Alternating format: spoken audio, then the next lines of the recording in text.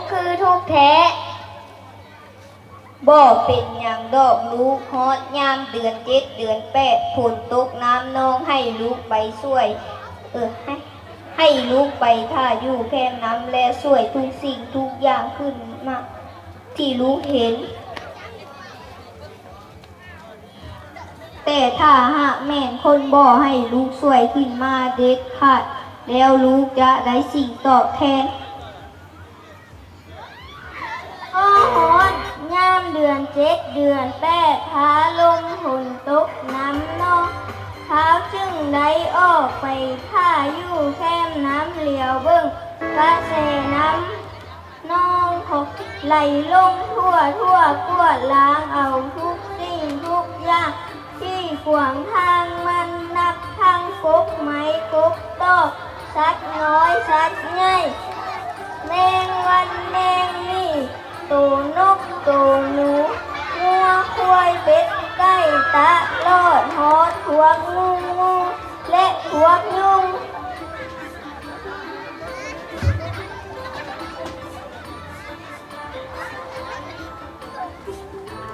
เจ้าเส้งอ้อแห้งช่วยเอาทุกสิ่งทุกอย่างที่ไหลมาตามกระแสน้ำนองนับทั้งกกไม้กกตอกตัวนกตัวหนูแมงวันแมงนี่งัวควายเป็ดไก่พร้อมทั้งงูเขียวที่มีพิษหายแห้งขาวก็ได้ช่วยขึ้นมาจนหมดพอดีเท้าเหลียวเห็นหีบใหญ่หน่วยหนึ่งกำลังถือกระแสน้ำพัดไหลลงมาเท้า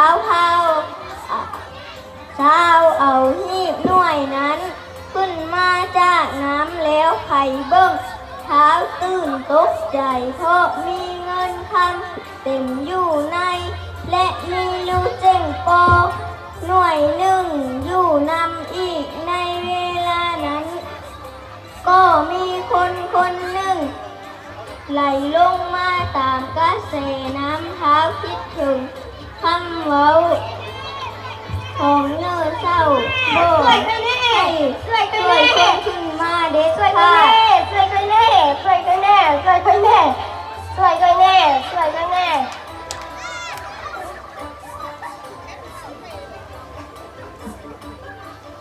ซื่อค่อยเท้าจงเท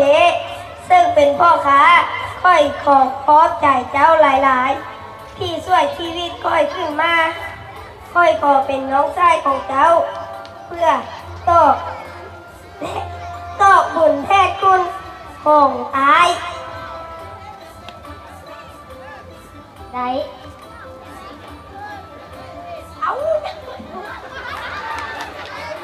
แล้วเขาทั้งสองได้ออกเดินทางไปในเวลาเดินทางท้าวจงเทว่าอายเอ้ยค่อยขอสวยเป็นหีบของอายได้บ่ได้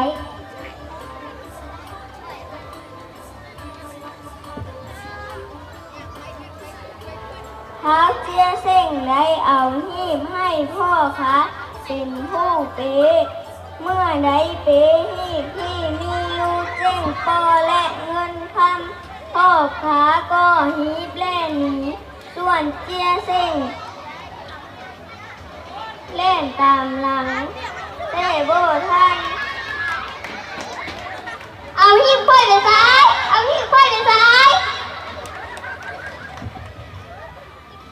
พญาค่อยขอเอาหีบไว้น้ำเจ้าได้บ่ได้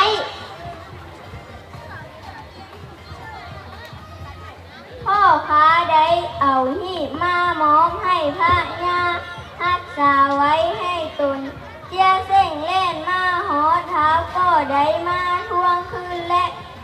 ว่านั้นแม่นหีบของตนพ่อเท้าเจียจงเทเป็นผู้ขอเป๊ะด้วยในเวลาเดินทางและเท้าได้เล่ากุ๊บปลายสาเหตุสู่พญาพังแต่พญาบ่เชื่อ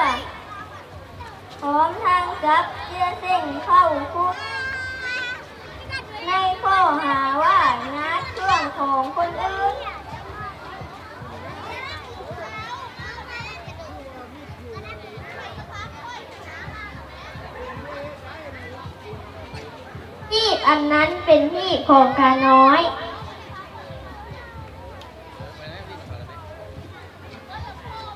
บ่หีบนี้บ่แม่นหีบของเจ้าเท้าเจียเซ็งเป็นคนเอามาพากไว้นำค่อยเท้าจ้องเทเป็นคนเอามาไว้นำค่อยเสนาจับมันเข้าคุก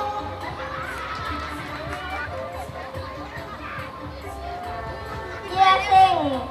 นอนอยู่ในคุกใดมีหัวหนูหัวลุงแมงวันแมงนี่มากัดมาตอม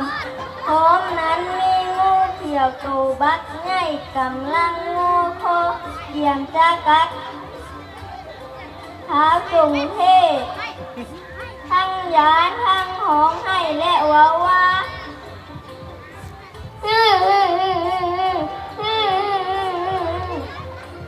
ค่อยเป็นคนช่วยชีวิตพวกเจ้าจากกระแสน้ำแต่เวลาค่อยตกทุกข์พวกเจ้ายังพัดมากัดค่อยนอโอ้แม่นอายนี่บ่ที่ช่วยชีวิตของพวกน้องคันสันพวกน้องจะช่วยอาย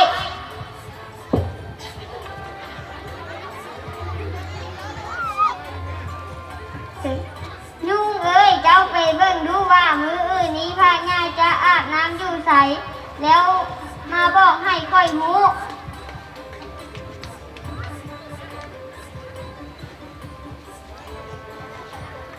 สีหน้าเอ้ยมืออื่นเจ้าเอาน้ำตักใส่โอ่งมืออื่นค่อยจะอาบน้ำอยู่แต่เฮือน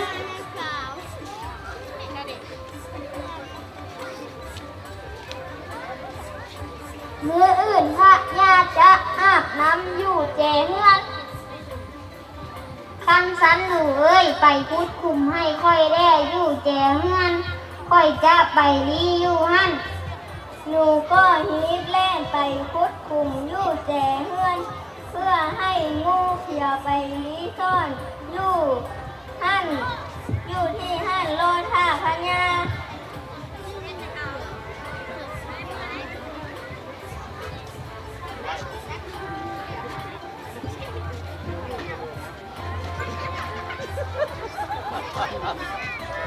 พ่อหอนมืออื่นพระยาเลยออกมาอาบน้ำอยู่แจเฮือนที่มีงูเขียวลีอยู่งูก็ออกมากัดพระยาถึงงูกัดและพิษขึ้นหายแห้พระยาสิตายแท้เมื่อเป็นเช่นนั้นพระยาจึงได้เอิ้นเอาหมอยาที่มีชื่อเสียงทุกคนมาปิดปัวแต่ก็บ่ดีอาการยิ่งหายแห้งขึ้นกว่าเก่าสุดท้ายพญาว่าเสนาเอ้ยเจ้าไปเอิ้นหมอยามาเบิ่งดู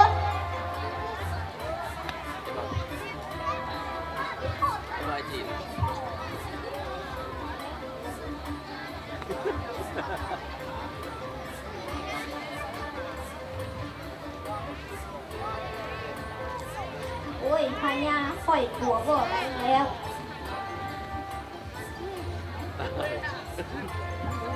โอ้ยหมอยากับก็ผัวบ่ได้เสนาเอ้ยเจ้าลองไปเอิ้นเอาเท้าเกียเส่งมาเบิ่งดูเพื่อเล่าแปลงเพื่อเล่าผัวค่อยได้ดู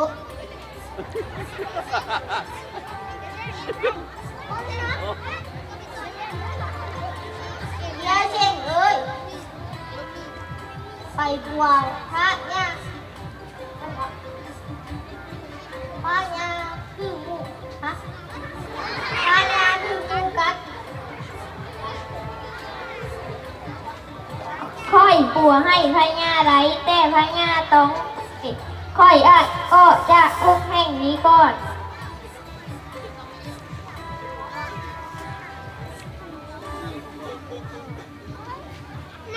เอ้ยเยอะเช่งบอกว่าถ้าพระเยอะ ปล่อยให้พญาปล่อยเจียเสงออกจากคุกได้เท้าได้เอายาแก้พิษงูเขียวให้พญากินพญาจึงดีพญาได้ปล่อยเท้าออกจากคุกพ่อเต้ได้ออกจากคุกเจียเส้งก็มาทวงเอาหีบของตนนำพญาคืนพญาย่างหายแล้วเว้าว่า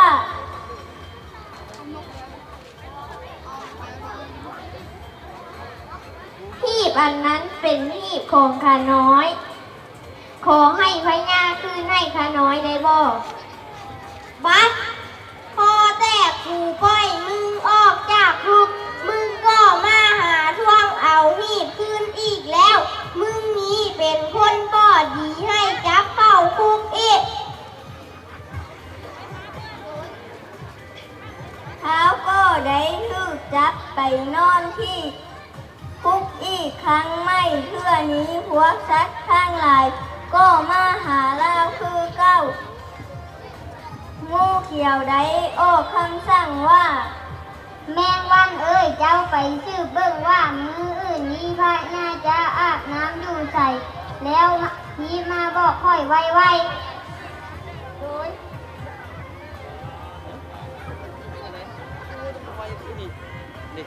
เสนาเอ้ยมืออื่นเจ้าตักน้ำใส่โอ่งไปปะไว้อยู่ตีนเตียงนอนค่อยเพราะมืออื่นค่อยจะอาบน้ำอยู่ตีนเตียงนอนพ่อค่อยยันงูเขียวกัดมืออื่นพญาสิอาบน้ำอยู่ตีนเตียงนอนเพราะพญายันงูเขียวกัด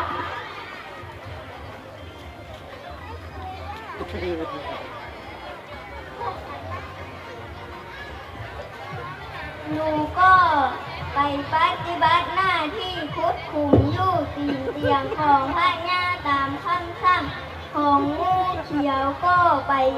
ซ่อนอยู่นั้นรอท่าพระญา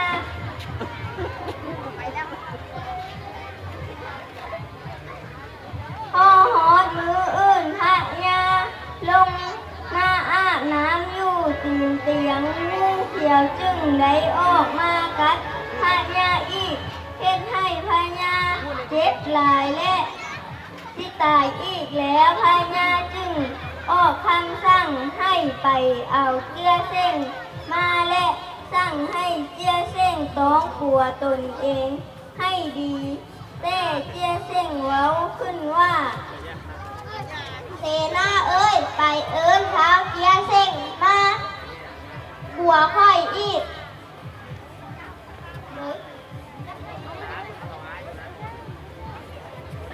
เจียเส้งเอ้ยไปกลัวพระญาที่งูกัดค่อยบ่กลัวให้พญาดอกเพราะพญาขี้ตัวค่อยพญาเจียเส้งเพราะว่างานขี้ตัว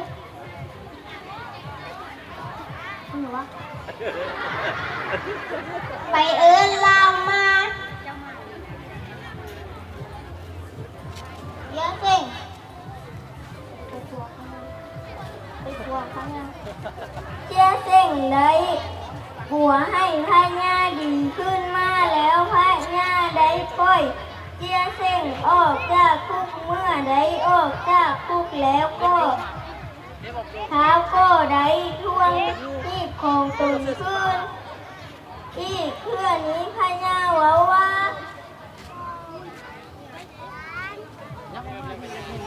ค่อยบ่ตัวเจ้าดอกเจียเส้งเอ้ยเจ้ากลัว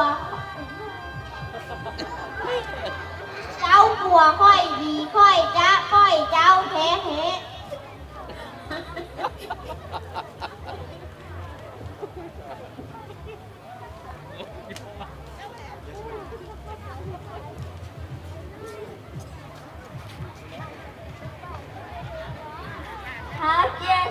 กลับมาห้องให้และยาหลายเพราะบ่ฮู้ว่าฮีบของตนแม่นตนเองแม่นหน่วยใดเพราะพวกสัตว์ทั้งหลายได้มาระดมใจเจี้ยเส้งและว่าอายเจี้ยเส้งอายโบต้องยานฮอดยามอายก็ลดพวกน้องจะช่วยอาย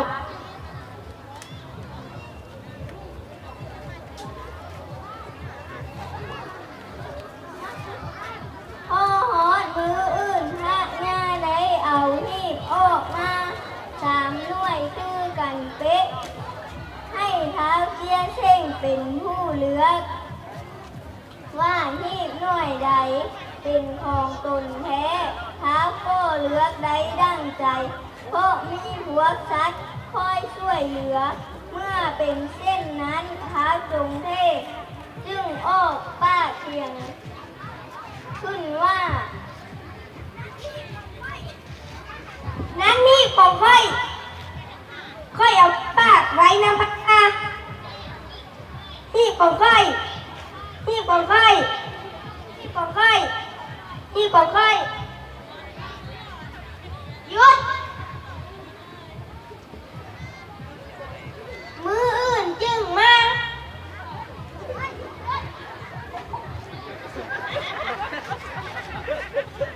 ทั้งเว้าของพระญาเฮ็ดให้ทุกคนตกตะลึง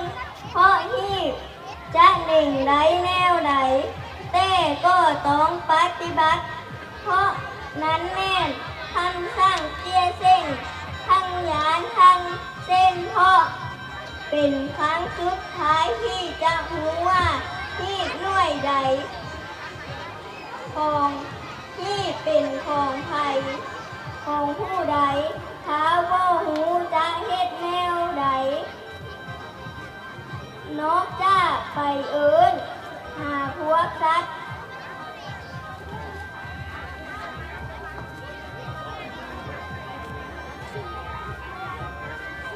ให้พวกเจ้าทั้งสองจงเอิ้นฮีบหน่วยนี้ถ้าผู้ใดเอิ้นฮีบหน่วยนี้เน่งจริงได้ถือว่าผู้นั้นเป็นเจ้าของเจี้ยเส้งเจ้าจงเทเจ้าจงเอิ้นฮีบก่อนอื่นพระญาให้เท้าจงเทเป็นผู้เอิ้นก่อนเพราะเล่าเป็นผู้เปหีบมาเล่าเท้าจงเทก็อ้อเสียงเบ่งเสียงทั้งห้องทั้งเอ้ยจงเล่งติงด้วยนั้นจงเล่งติงจนพ่อเอ้ยจงเล่งติงเอ้ยจงเล่งติงเอ้ยจงเล่งติงอยู่แล้วยังอยู่คือเก่าเอาเจี้ยเส้งเจ้าลองเบิ่งดูฮอดเทียนของเท้าเจี้ยเส้งแล้วก็เอิ้นเพียงคำเดียวฮีบเอ้ยถ้าเจ้าเป็นฮีบของค่อยให้เจ้าเล่งตีให้ค่อยเบิ่งแน่พ่อเสียงเอิ้นสุดฮีบหน่วยนั้นก็เล่งไปเล่งมาย่างหน้าอัศจรรย์แม่ฮีบของเราแท้อีหลีเนาะ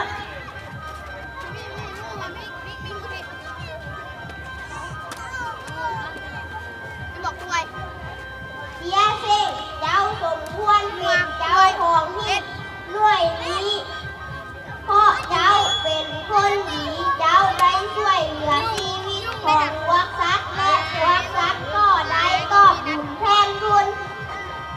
ของเจ้าส่วนคุณแม่เจ้าได้ช่วยแก้เขาก็หูบุญคุณของเจ้าแต่นี้ต่อไปให้เจ้ามาเป็นลูกเคยของค่อยเพื่อสืบทอดปกครองบ้านเมืองของเราตลอดไปล่า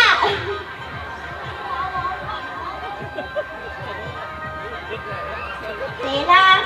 จักเท้าจงเทไปเข้าคุก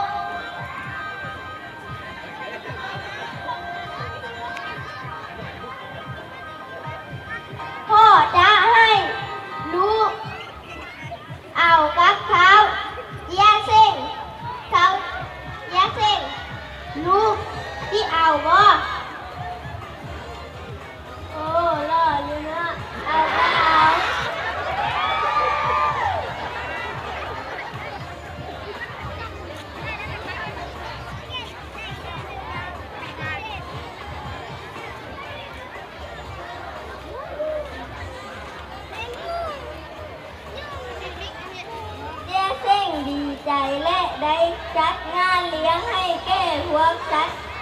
ทั้งหลายอย่างคึกคืนมั่วชื่นสามมื้อสามคืน